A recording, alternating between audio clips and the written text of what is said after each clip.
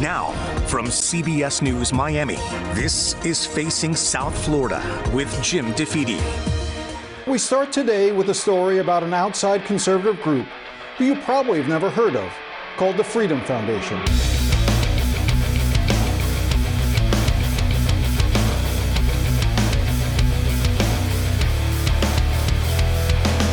In Florida, the Freedom Foundation has set its sights on the state's largest teachers union, UTD, which represents 30,000 school district employees. How much are you dedicating to this campaign against UTD?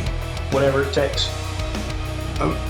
We started working with the Florida legislature and the governor's office to craft a big labor reform bill, which ultimately became known as SB 256. All this does is require that unions below 60% have to go through the annual recertification process. So the Freedom Foundation spent last fall working with teachers here in Miami to get the Miami-Dade Education Coalition off the ground. Just after Christmas, we launched a massive ground campaign to help the Miami-Dade Education Coalition secure the signatures they needed to get on the ballot when the union election comes up this spring. Unfortunately, throughout this campaign, we have been banned from talking in schools. We've had our email accounts banned, which left one option, and that is going door to door. The Freedom Foundation spent over 6,500 man-hours, took 190 flights, canvassed 22,500 doors, and mailed 248,000 pieces of literature. That's what it took to make this Miami campaign happen.